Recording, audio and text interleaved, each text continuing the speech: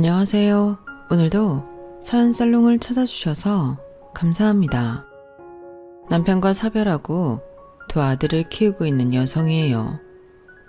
재작년 이맘때 남편이 세상을 떠난 뒤로 저희 가정에 많은 변화가 있었어요. 가장 큰 변화는 뭐니 해도 재정적인 부분이었어요.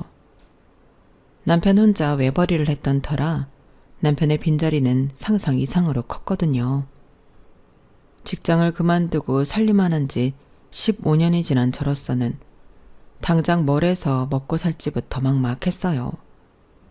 그동안 남편한테만 무거운 짐을 지우고 살았던 게 얼마나 미안하고 후회가 됐는지 몰라요. 남편도 저처럼 막막하고 버거운 순간이 한두 번이 아니었을 텐데 힘들다는 말 한 번 않고 묵묵히 가정의 몫을 해주었다는 걸 남편이 떠나고 난 후에야 깨닫게 되더라고요. 왜 진짜 고맙다는 말을 하지 못했을까? 왜 진작 남편이 짊어진 가정의 무게를 나눠줄 생각을 못했을까? 모든 게 다 후회되고 가슴을 후벼 파는 듯 아려왔어요. 그래도 산 사람은 살아야 하기 때문에 남편에 대한 미안함과 그리움은 잠시 접어두기로 했어요. 제게는 홀로 키워내야 할 두 아들이 있으니까요. 그런데 이런 의지마저 꺾어버린 사람들이 있었어요. 바로 저희 시댁 식구들이었죠. 그래도 옛말에 하늘이 무너져도 솟아날 구멍이 있다고 하더니 생각지도 못했던 일로 기사회생하게 됐지 뭐예요. 지금부터 저희 가족이 낭떠러지 끝에서 살아날 수 있었던 기가 막힌 사연을 전해드릴게요. 저는 부모님 얼굴도 모른 채 외할머니 손에 자랐어요. 저희 엄마는 아빠와 사귀던 중에 저를 임신했는데 헤어지고 난 뒤에야 그 사실을 알게 됐대요. 하지만 아빠는 이미 군에 입대한 상태였고 엄마는 아빠와 헤어질 때 일방적으로 이별을 통보했었기 때문에 임신을 빌미로 저희 아빠한테 찾아갈 수도 없었어요. 처음에는 저를 지우려고 독한 마음도 먹었지만 결과적으로는 그렇지 못했어요. 엄마가 마음이 약해져서 그랬던 거는 아니고 할 수 없었기 때문에 못한 거더라고요. 저희 엄마가 워낙 마른 체형이어서 임신 7개월 차가 되고서야 저를 임신한 사실을 알게 됐는데 그렇다 보니 수술을 받을 수가 없었던 거예요. 엄마한테는 안 된 일이었겠지만 저로서는 천만다행이었던 거죠. 원치 않았던 제가 태어나자 엄마는 저를 외할머니한테 맡기고 도망치다 떠났어요. 고등학교를 졸업하고 집을 나와 서울에서 살던 딸이 갓난아이를 안고 찾아오자 외할머니는 가슴을 치며 그렇게 우셨대요. 아이 아빠가 누구냐고 아무리 물어도 저희 엄마는 대답도 않고 한동안 신세 좀 지겠다는 말만 했다더군요. 저희 엄마 역시 아빠 없이 자란 터라 외할머니는 딸이 자기 인생을 그대로 담는 게 아닌가 그렇게 겁이 나셨어요. 그래서 어떻게든 딸을 구슬러 애 아빠가 누군지 알아내려고 하셨는데 미처 그러기도 전에 저희 엄마가 저만 집에 두고 도망을 친 거예요. 하루는 외할머니께서 퇴근해 집에 와보니 방에서 제가 우는 소리가 들리더래요. 왜 이렇게 애를 울리냐고 타박을 하시며 문을 열었는데 딸은 온데간데 없고 손녀딸만 자지러지게 울고 있었던 거죠. 애가 자는 동안 근처 슈퍼에 잠깐 나간 건가 생각하고 일단 울고 있는 책에 분유를 먹였는데 1시간이 지나고 2시간이 지나도 저희 엄마가 나타나질 않는 거예요. 외할머니는 그제야 불길한 생각이 드셨어요. 그리고 그건 현실이 되고 말았죠. 당시엔 휴대폰도 없던 시절이라 저희 엄마가 먼저 연락하기 전에는 연락도 닿지 않았어요. 그러니 외할머니는 두 손 놓고 저희 엄마한테 연락이 오기만을 기다릴 뿐 방법이 없었어요. 하지만 작정하고 도망친 사람이 연락을 하겠어요? 처음부터 저를 외할머니한테 떠넘기려고 외가에 찾아간 건데 말이죠. 그렇게 외할머니는 손녀딸인 저를 떠안게 되었어요. 저 때문에 일도 할 수 없게 된 외할머니는 궁여지책으로 김밥 장사를 하셨어요. 가게를 차리신 건 아니고 집에서 김밥을 싸서 출근 시간에 전철역 입구에서 저를 업고 장사를 하셨어요. 그렇게라도 하지 않으면 당장 먹고 살 도리가 없었으니까요. 아침엔 김밥 장사를 하고 낮에는 집에서 할 수 있는 다양한 부업을 하면서 어린 손녀딸까지 키워내야 했어요. 지금처럼 육아를 위한 정부 지원 정책이 제대로 마련되지 않았던 시절이라서 외할머니는 오로지 자신을 희생해서 저를 키우셔야 했어요. 가난아기를 맡아줄 보육기관도 없었고 그렇다고 생활 보조도 받을 수 없었으니까요. 저야 너무 어려서 그때의 기억이 없으니 얼마나 힘들었을지 정확히 알 수는 없지만 저한테 그렇게 살아보려고 한다면 도저히 못할 것 같아요. 제가 초등학교에 들어가면서부터 외할머니는 건물 청소일을 시작하셨어요. 그래서 아침 일찍 집을 나서야 했기 때문에 저는 외할머니가 차려놓으신 아침밥을 먹고 스스로 등교를 해야만 했어요. 그래도 낮에는 외할머니께서 집에 계셨기 때문에 외할머니 보살핌 속에 자랄 수 있었어요. 지금 생각해보면 비록 생활은 넉넉하지 않았지만 그래도 외할머니 덕분에 삐뚤어지지 않고 온전히 자랄 수 있었던 것 같아요. 저 때문에 고생하시는 외할머니를 곁에서 보고 자랐는데 제가 어떻게 삐뚤어질 수 있겠어요? 가난 아이를 일찍 철들게 한다고 저 역시도 또래들에 비해 어른스럽다는 말을 많이 듣고 자랐어요. 내가 잘못하면 외할머니께서 학교에 불려가실 거고 그러면 저 때문에 가슴이 아프실 테니까 애초에 그런 일을 만들고 싶지 않았어요. 그래서 공부를 열심히 하고 문제가 될 일은 일부러 피하고 살았어요. 그런데 뜻밖의 일로 외할머니께서 학교에 불려가신 거예요. 다름 아닌 제 고등학교 진학 문제 때문이었어요. 사연이 정도면 인문계 진학해서 명문대 진학도 가능한 아이인데 자꾸 실업계를 고집했어요. 외할머니와는 상의된 일인지 궁금해서 이렇게 오시라고 했습니다. 담임선생님 말에 외할머니는 깜짝 놀라셨어요. 그도 그럴 게 지금까지 제가 외할머니께는 실업계 고등학교에 가겠다는 말을 한 적이 없었거든요. 아니요, 저는 그런 얘기를 들은 적이 없어요.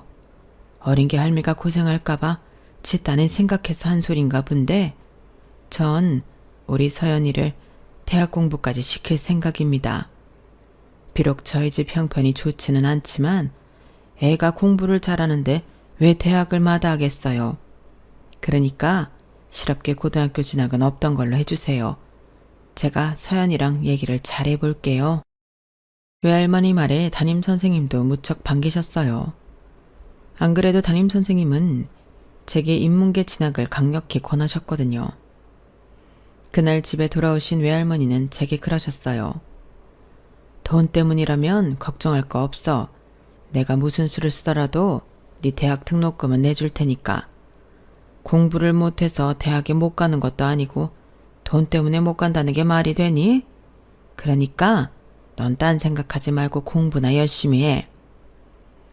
할머니께서는 당신만 믿으라고 신신당부하셨지만 그런다고 마음이 편하지는 않았어요. 지금도 외할머니는 저를 키우기 위해 밤낮으로 일을 하시는데 그럼에도 불구하고 형편은 늘 빠듯했거든요. 그런데 이런 마당에 대학 등록금까지 감당하는 건 불가능한 일이었어요. 그보다는 실업계 고등학교를 졸업해서 하루빨리 돈을 버는 게 현실적인 방법이었어요. 언제까지고 할머니께 짐을 지을 수만은 없으니까요. 그래서 실업계를 고집했던 건데 그마저도 불가능하게 됐지 뭐예요. 결국 저는 담임선생님과 외할머니 고집으로 인문계 고등학교에 진학하게 되었고 그때부터 제 목표는 대학이었어요. 그냥 대학 합격이 아니라 전액 장학금을 받고 대학에 합격하는 거였죠. 명문대가 아니어도 좋았어요. 할머니한테 부담을 드리지 않고 대학만 다닐 수 있다면 그걸로 만족이었으니까요. 그렇게 열심히 내 나름의 목표를 위해 열심히 준비했는데 제가 고등학교 3학년에 올라가던 해에 생각지도 못한 일이 벌어진 거예요.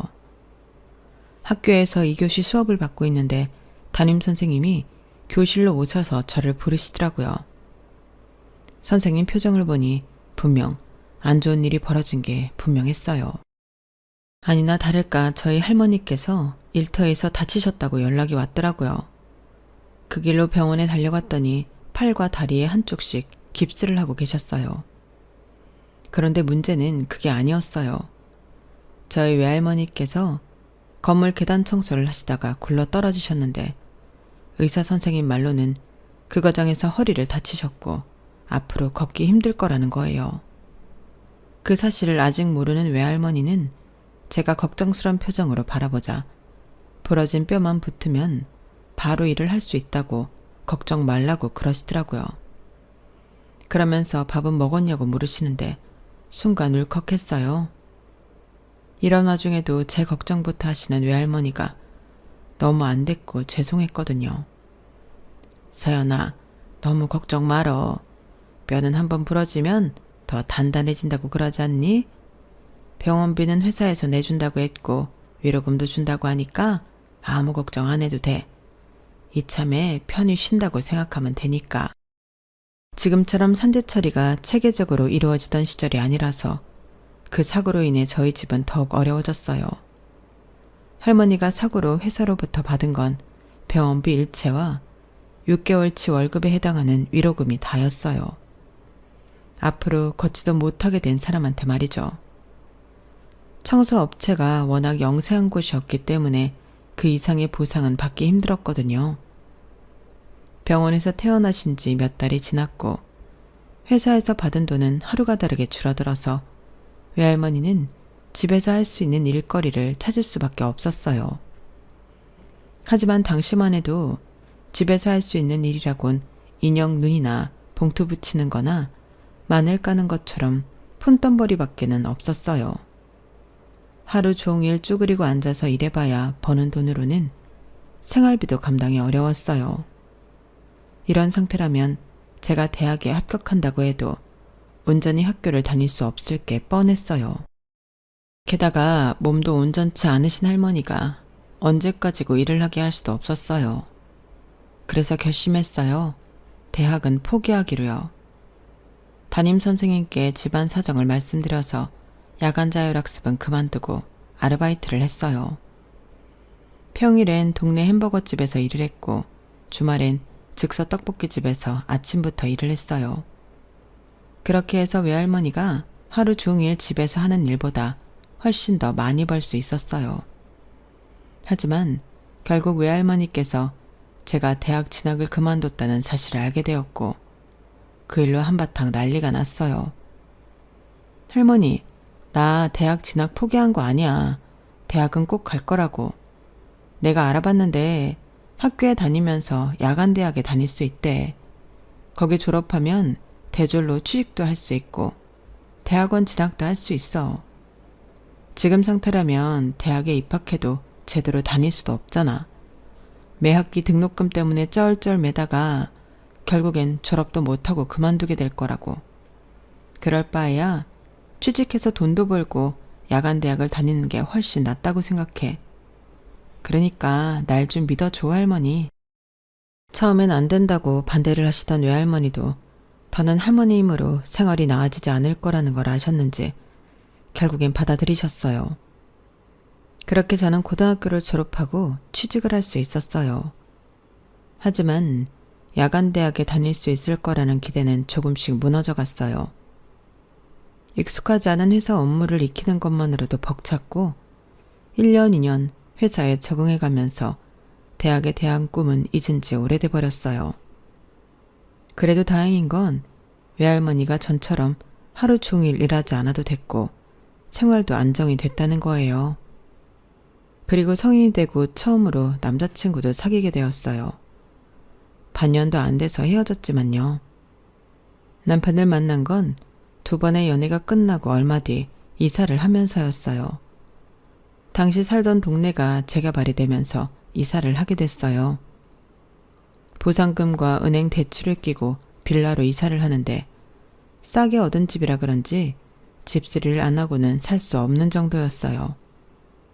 가진 돈이 얼마 없어서 동네 인테리어 업체에 의뢰했는데 제 남편이 거기 사장이었던 거예요. 저는 처음엔 직원인 줄 알고 있었는데 인부들이 사장님이라고 부르는 걸 보고는 깜짝 놀랐지 뭐예요. 예산이 적어서 전기 배선 공사랑 보일러, 싱크대, 화장실 타일과 세면대 교체랑 도배가 전부였지만 남편은 제가 주문한 공사보다 더 세심하게 집을 수리해 주었어요. 가격도 다른 업체들에 비해 훨씬 저렴했고요. 이미 그때부터 남편은 제게 마음이 있어서 잘 보이려고 손해를 보면서까지 과하게 잘해주었던 거예요.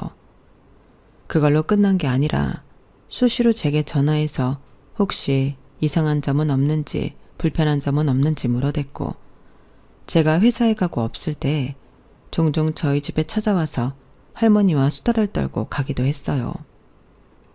심지어 김장할 때 와서 배추도 나르고 무채 썰고 하는 것까지 돕더라고요.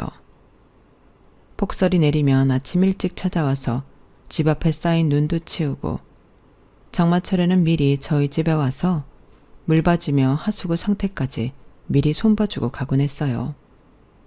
마치 손자처럼 저희 외할머니한테 얼마나 잘하는지 몰라요. 이러니 저희 외할머니가 안 예뻐할 수가 있겠어요? 눈에서 멀어지면 마음에서도 멀어진다는 말이 있는 것처럼 반대로 눈에서 가까워지니 마음에서도 가까워지더라고요. 특히 외할머니께서 우리 두 사람을 이어주려고 노력을 많이 하셔서 결국 교제를 시작했고 사귄 지 1년 만에 결혼까지 하게 됐어요. 남편은 3남매 중 막내로 위에 형과 누나가 하나씩 있었어요. 형은 결혼해서 분가한 평범한 회사원이었고 누나는 결혼해서 지방에서 살고 있었어요. 남편은 시부모님과 함께 살고 있었는데 일 때문에 거의 사무실에서 먹고 자는 실정이었어요. 그러다가 저희 집 수리를 맡으면서 안면을 튼 이후로는 저희 집에 들러 점심을 먹고 가곤 했어요. 저희 외할머니가 점심때가 되면 집에 부르셨거든요. 사정상 일이 있을 때를 빼면 늘 남편은 저희 집에서 점심을 먹었어요. 남편 사무실과 저희 집이 가까워서 주변 식당에 가는 거나 마찬가지 거리였으니까요. 그렇게 들러서는 점심도 먹고 하루 종일 집에 계시는 외할머니와 이야기도 나누고 가곤 했어요. 그건 저랑 사귀고 난 뒤에도 마찬가지였어요. 그러다 보니 남편은 저희 집 사정을 누구보다 잘 알게 됐고 제가 결혼을 하면 외할머니 혼자 지내셔야 한다는 걸 알고 저만큼이나 걱정을 많이 했어요. 그래서 청혼할 때 외할머니도 같이 살자고 그러더라고요. 사실 당시에 저는 딱히 결혼까지 생각했던 건 아니었지만 남편의 제안에 솔깃한 건 사실이에요. 어떤 남자가 아내의 외할머니를 모시고 살겠다고 하겠어요. 그 말을 믿고 당장은 생각이 없던 결혼을 결심하게 되었어요. 하지만 결혼은 당사자들 생각만으로 되는 게 아니잖아요. 남편이 시댁에 결혼 얘기를 꺼내자마자 다음날 지방에 사는 시누이가 전화를 했더라고요. 일면식도 없던 상황인데도 어찌나 무례하게 구는지 통화를 하는 내내 가슴이 턱 막히는 것 같았어요. 아니, 요즘은 시부모도 안 모시는 세상인데 처 외할머니를 모시고 산다는 게 말이 돼요? 내가 어제 얘기를 전해 듣고 밤잠을 설쳤어요. 하도 기가 막혀서. 우리 막내가 아직 세상 물정도 모르고 착해 빠지기만 해서 그쪽 말에 홀라당 넘어갔는지 모르겠지만 우린 절대 반대예요. 말도 안 되지. 어떻게 처 외할머니랑 같이 살아. 그런 줄 알고 우리 진태가 외할머니 모시자는 소리 하면 그쪽이 먼저 안 된다고 해요. 안 그러면 내가 가만 안 둘 줄 알아. 아직 인사도 안 한 사이에 가만 안 두겠다는 소리를 아무렇지 않게 하는 걸 보면 안 봐도 사람 됨됨이를 알 수 있었어요. 시누이가 이 정도니 시부모님은 또 얼마나 성격이 대단한 분들일지 지레 겁이 나더라고요. 이 일은 어떻게 처리해야 할지 몰라서 고민을 했더니 옆자리 선배님이 그러시더라고요. 이럴 땐 혼자 소갈이하지 말고 남자친구한테 솔직하게 말하는 게 맞아. 괜히 중간에서 양쪽 얘기 받아주며 스트레스 받았다간 결혼이고 뭐고 쭉 나는 거니까. 그런데 그 시누이란 사람 좀 그렇다. 아직 만나본 적도 없다며. 그런데 전화해서 그딴 소리를 하냐.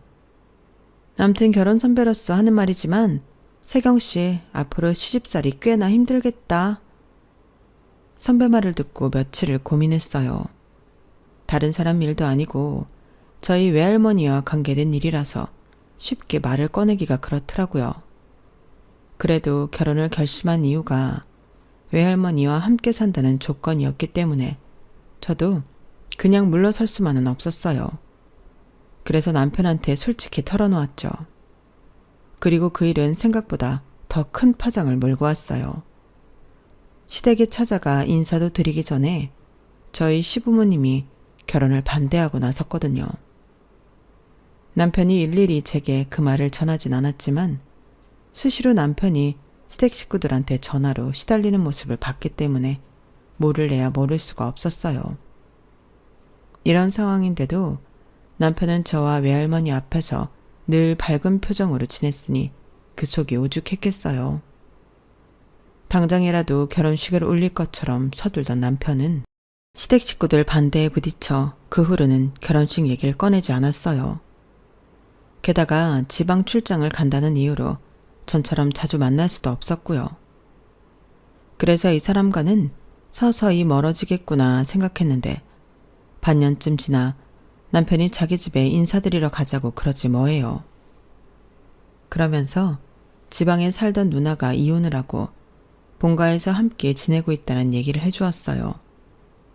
그러면서 누나도 우리 결혼을 찬성한다며 너무 걱정 말라더군요. 아니, 불과 반년 전까지만 해도 제게 전화까지 해서 그 난리를 치던 사람이 갑자기 결혼을 찬성한다니 이상하잖아요. 그래서 어떻게 된 일인지 캐물었더니 실은 매형이랑 이혼할 때 내가 도움을 줬거든. 매형이 신혼 때부터 누나한테 손찌검을 했었나 봐. 딸 자식이 남편한테 맞고 사는데도 우리 부모님은 그냥 참고 살라는 말씀만 하시는 게 참을 수가 없더라고. 그래서 누나한테 변호사를 선임해줬어. 마침 나랑 고등학교 동창 중에 이혼 전문 변호사가 있었거든. 그 덕에 위자료도 꽤 받고 이혼할 수 있었다고. 누나가 우리 결혼에 힘을 실어주기로 한 거지. 내가 한동안 지방 출장이 잦았던 것도 누나 일 돕느라 그랬던 거야. 괜히 혼자 오해를 했던 게 미안하더라고요. 형이랑 형수도 우리 결혼에 반대는 안 한다니까 부모님만 잘 구슬리면 올해 안에 식을 올릴 수 있을 것 같아. 그동안 혼자 마음고생하게 해서 미안해. 대신 내가 결혼하면 진짜 잘할게. 약속해.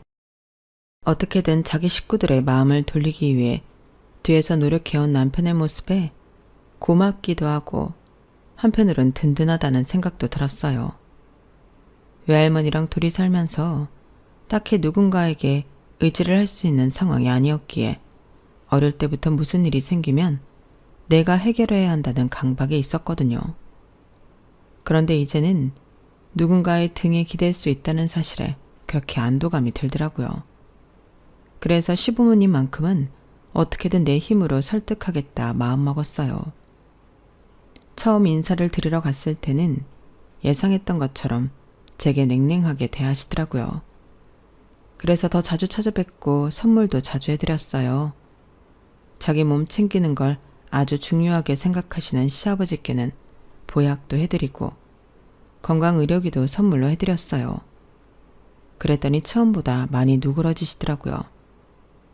시어머니께는 화장품이며 옷, 구두 같은 선물을 해드렸는데 지금까지 살면서 당신이 입고 쓰는 거에 돈을 써보신 적이 없는 시어머니로서는 제 선물이 반가우셨던가 봐요. 선물을 드릴 때마다 그렇게 좋아하시더라고요. 영화 대사 중에 사람을 구워 삶으려면 뭘 좀 먹이면 된다고 그러더니 돈을 쓰는 만큼 확실히 효과는 있더라고요. 그렇게 시부모님께 최선을 다한 결과 그의 늦가을에 결혼식을 올릴 수 있었어요. 신혼집은 외할머니와 제가 살던 집에 꾸렸고요. 야, 요즘 세상에 나처럼 빈손으로 결혼하는 남자도 없을 거야.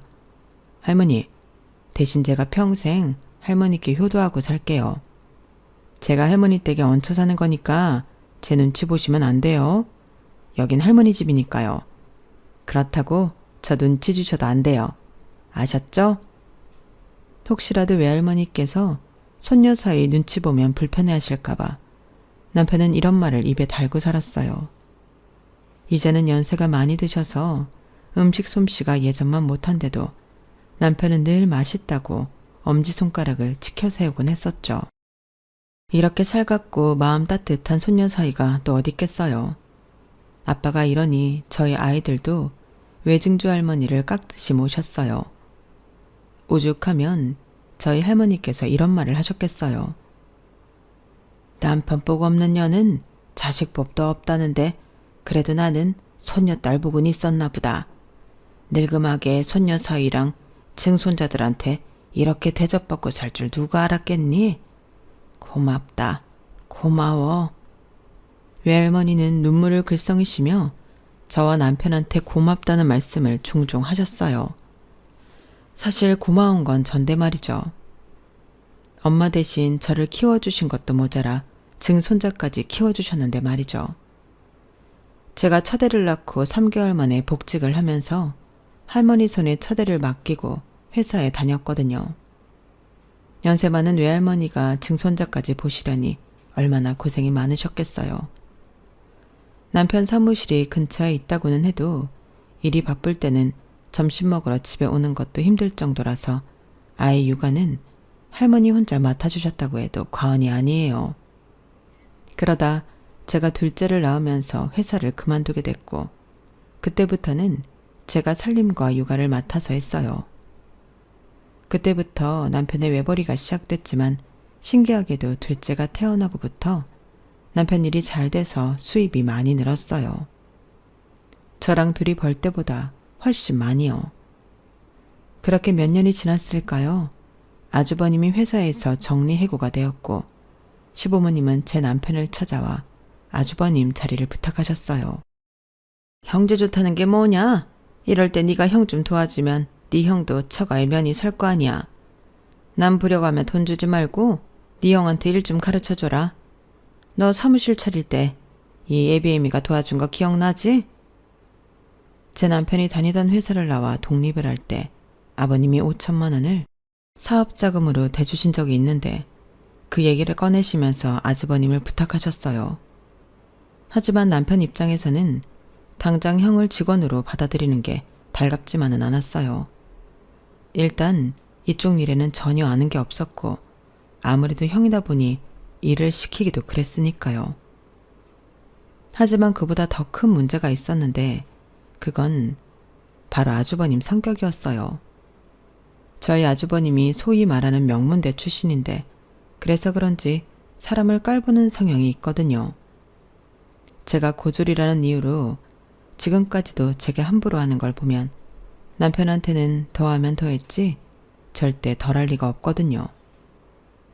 그걸 아는 남편이니 왜 걱정이 안 되겠어요. 그래도 시부모님 부탁 때문에 어쩔 수 없이 아주버님을 받아들일 수밖에 없었는데 처음 사무실에 나오자마자 아주버님이 이러신 거예요. 설마 나보고 현장에서 인부들이랑 같이 일하라고 하는 건 아니지?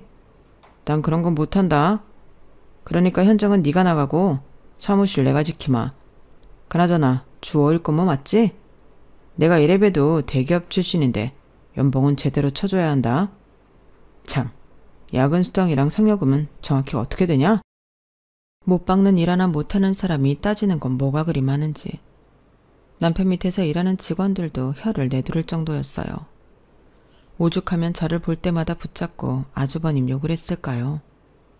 일을 배우겠다고 온 건지 그저 놀면서 사장 노릇을 하겠다고 온 건지 모를 정도로 아주버님은 정말이지 가관도 아니었어요.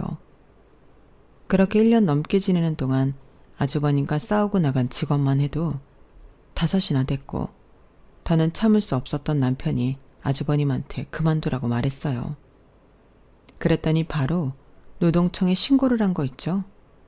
말도 안 되는 이유를 달아서 제 남편을 악덕업주로 둔갑시켰더라고요.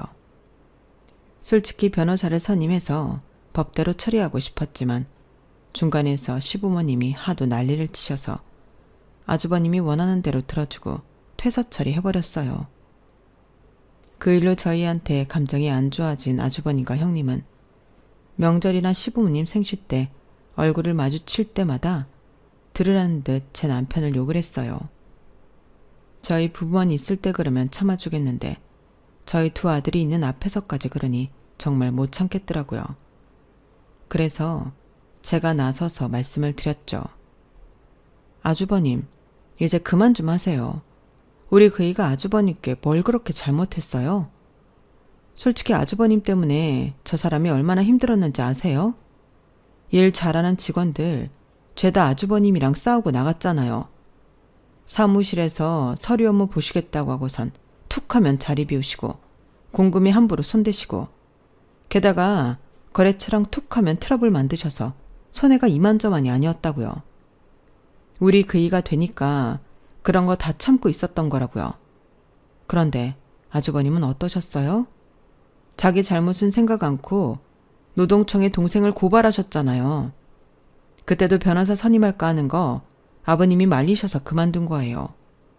그런데도 어쩜 툭하면 그이 못 잡아먹어서 난리세요? 그러자 형님이 나서서 그러더군요. 어머머? 동서, 무슨 말을 그렇게 해? 자기가 가방끈이 짧아서 그런가 사태 파악을 제대로 못하는가 본데 우리야말로 아버님 부탁받고 서방님 도와주려고 거기 갔던 거야. 아니, 애초에 우리 남편 학벌에 스펙에 그런 코딱지만한 사무실에 갈 일이 있겠어? 기껏 가서 일 도와줬더니 사람을 쫄로 보고 말이야.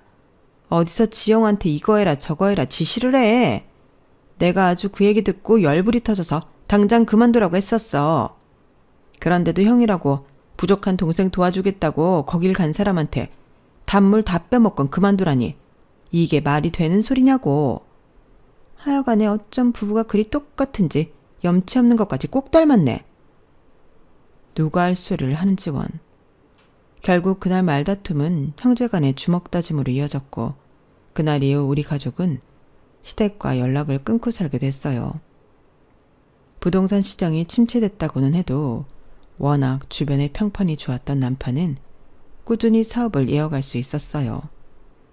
그러는 사이 집도 신축 아파트로 넓혀가게 돼서 이제야 사람답게 살아보나 했는데 새 집으로 이사하고 2해 만에 저희 외할머니가 세상을 떠나신 거예요. 주변에서는 그 나이 되도록 외손녀 부부랑 외증 손주들 재롱 보면서 사셨으니 호상이라고 말했지만 가족 입장에선 어디 그런가요? 외할머니가 조금만 더 같이 사셨으면 하는 아쉬움 뿐이었어요. 든자리는 몰라도 난자리는 크게 느껴진다고 외할머니의 빈자리는 생각보다 컸어요. 하루는 소파 옆에 베이커리 봉투가 놓여있길래 안을 봤더니 모나카 상자가 있더라고요.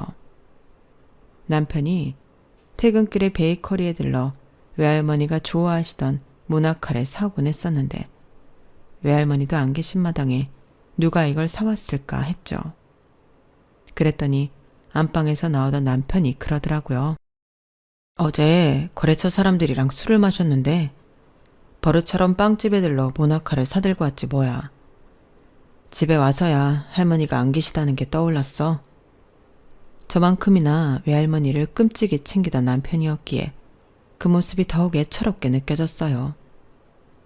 외할머니의 빈자리는 그 후로도 한참이나 우리 가족을 힘들게 했지만 그래도 산 사람은 살게 된다고 시간이 흐르자 조금씩 그리움도 옅어지더군요. 그런데 또 다른 이별이 우리 가족을 찾아온 거예요. 아침 일찍 밀린 일이 있다고 사무실로 출근했던 남편이 심근경색으로 쓰러진 거예요. 구급차에 실려 병원으로 향할 때까지만 해도 의식이 있었던 남편이었지만 제가 연락을 받고 병원에 도착해보니 이미 세상을 떠난 뒤더라고요. 외할머니가 돌아가셨을 때는 곁에 남편이 있어서 버틸 수 있었지만 남편이 떠나자 도저히 정신을 차릴 수 없더라고요. 고등학교 1학년인 큰아들과 중학생인 둘째 아들이 저를 대신해 상주자리를 지켜주었고 저는 반쯤 어리 나간 사람처럼 장례식장 한 구석을 지켰어요. 남편이 없는 인생은 상상도 해본 적이 없어서 앞으로 어떻게 살아가야 할지 막막하더라고요. 제가 아이들을 키우느라 회사를 그만둔 지도 10수년이 지난 데다가 남편이 하는 인테리어 일은 전혀 아는 게 없어서 당장 뭐부터 해나가야 할지 몰라 두렵기만 했어요. 그런데 장례가 끝나고 이틀쯤 지났을까요? 시부모님이 아주버님과 함께 집에 찾아오셨더라고요. 아주버님이 저 대신 장례식장 계약부터 납골당 선정까지 많은 일을 도와주셨기 때문에 감사 인사부터 드렸어요. 그런데 내 동생 장례식인데 형인 내가 나서는 건 당연한 거 아닙니까? 피 한 방울 안 섞인 재수씨가 나한테 감사 인사할 일이 아니에요. 싸늘한 말투로 그렇게 말하는데 순간 뭔가 잘못되고 있다는 생각이 들었어요. 아니나 다를까 아버님이 그러더라고요.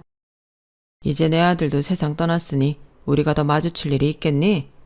그래서 말인데 우리 막내가 하던 사무실 말이다. 그거 앞으로는 큰애가 맡아서 할 거다. 그러니 너는 너대로 살아갈 궁리를 해. 아버님, 그게 무슨 말씀이세요? 그의 사무실을 아주버님이 하시다뇨. 그러자 아주버님이 당연한 거 아니냐는 듯 그러더군요. 내 동생이 하던 사업인데 형인 내가 맡아서 이어가는 게 맞지. 뭐가 문제라는 겁니까? 까놓고 말해서 재수씨가 인테리어에 대해 뭘 합니까? 그래도 나는 녀석이랑 같이 일해본 적도 있고 사회 경험도 많으니 내가 맡는 건 당연한 거죠. 게다가 그 사무실 차릴 때 아버지가 돈 대줬던 거 잊었어요? 엄격히 따지면 그 사무실은 우리 아버지 소유인 거나 마찬가지라고요. 그러니까 재수씨는 재수씨 나름대로 자식들 데리고 살궁이나 하란 말입니다. 눈 뜨고 코 베인다는 건 이럴 때를 두고 하는 말인 거예요. 결국 저는 손도 써지 보지 못한 채 아주버님한테 남편 사업체를 뺏겼고 그 후로 두 아들과 살아가기 위해 생활전선이 뛰어들 수밖에 없었어요. 40이 넘은 주부가 할 수 있는 일이라곤 식당 일이나 파출 도우미 정도가 다였어요. 특별한 기술이 있다면 모를까 사회 경력도 오래전에 끊긴 저로서는 더더욱 할 수 있는 게 제한적이었죠. 한 달 꼬박 식당에서 일을 해도 아파트 관리비에 생활비를 내고 나면 남는 게 없었어요. 게다가 두 아들 학원비가 버거워 학원까지 줄여야 하는 상황까지 오게 되었어요. 둘째도 둘째지만 고등학생인 큰아들은 지금 학원을 끊게 되면 대학 진학에 큰 영향을 끼칠 것 같아서 일단 작은 애 학원만 정리를 했는데 그런 노력에도 불구하고 생활은 늘 쪼들리는 거예요. 몸을 쓰는 일이다 보니 쉬지 않고 일을 하자 제 몸에 이상이 오기 시작했고 결국 쉬는 날이 늘어가면서 벌이가 시원치 않았거든요. 거기다 카드 할부금에 현금 서비스를 받은 것까지 매달 여러 개의 카드로 돌려치기를 해봤지만 더는 버틸 수 없는 상황에 이르고 만 거예요. 차라리 집을 팔지 그러냐고 하시겠지만 저라고 그 생각을 안 했겠어요.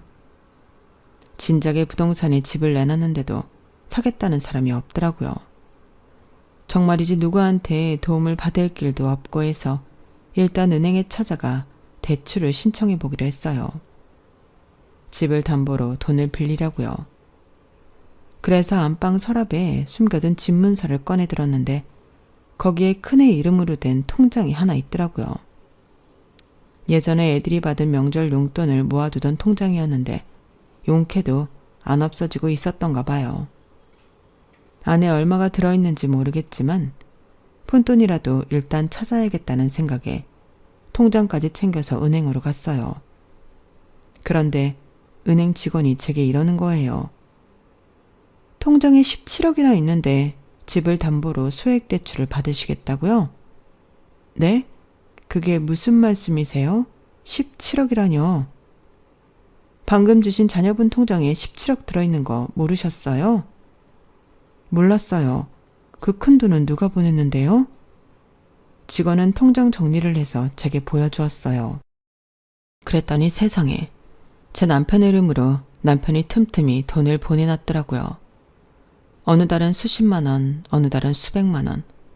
오랜 시간 동안 그렇게 쌓인 돈이 자그마치 17억이나 되더군요. 통장에 찍힌 숫자를 보는데 눈물이 흘러나왔어요.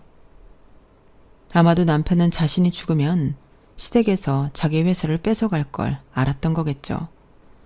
그래서 이렇게 아무도 모르게 돈을 숨겨놓은 거 아니겠어요? 일단 아들 통장에서 얼마간의 돈을 빼서 밀린 카드값과 급하게 막아야 할 것들을 처리했어요. 그리고는 둘째 아들도 다시 학원에 등록시키고 모처럼 아이들이 좋아하는 소고기로 잔뜩 사들고 왔어요. 집이 어려워지면서 눈치를 보느라 먹고 싶은 것도 말 못하고 있던 아이들은 식탁에 오른 등심 스테이크를 보자 눈이 동그래지더군요. 그래서 자초지종을 설명했더니 그제야 얼굴이 활짝 펴서는 고기를 집어먹네요. 남편의 현명한 판단 덕분에 저희 세 식구는 살 길이 열렸어요. 요즘 저는 이 돈으로 뭘 해서 애들이랑 먹고 살까 고민 중인데 솔직히 경기가 너무 안 좋아서 선뜻 뭔가를 시작하기 힘드네요. 그래서 일단은 돈은 묻어두고 제 힘으로 돈을 벌 수 있는 일을 시작했어요. 호텔 객식 청소 일인데 애들 등교시키고 집에 들어오기 전까지 할 수 있는 일이라서 저한테는 시간적으로도 딱이고 일도 그리 힘들지 않아서 현재로서 만족하고 있답니다. 주변에선 왜 하필 청소일이냐고 그러는데 이 일이 뭐 어때서요? 외할머니께서 그랬던 것처럼 내 손으로 벌어서 내 자식들을 먹이고 입힐 수 있다면 그게 좋은 직업이죠. 중요한 건 제 아이들 앞에 떳떳할 수 있는 엄마가 되는 거 아니겠어요? 앞으로 어떤 시련이 다가올지 모르겠지만 이제는 제가 두 아들한테 든든한 바람막이가 되어주려고 합니다. 저는 엄마니까요. 지금까지 제 사연을 들어주셔서 감사합니다. 여러분들도 항상 건강 조심하시고 매일매일 행복하세요. 여러분, 사연 댓글에 응원과 현명한 조언 부탁드려요. 좋아요와 구독은 저에게 큰 힘이 됩니다. 오늘도 좋은 일 가득하세요.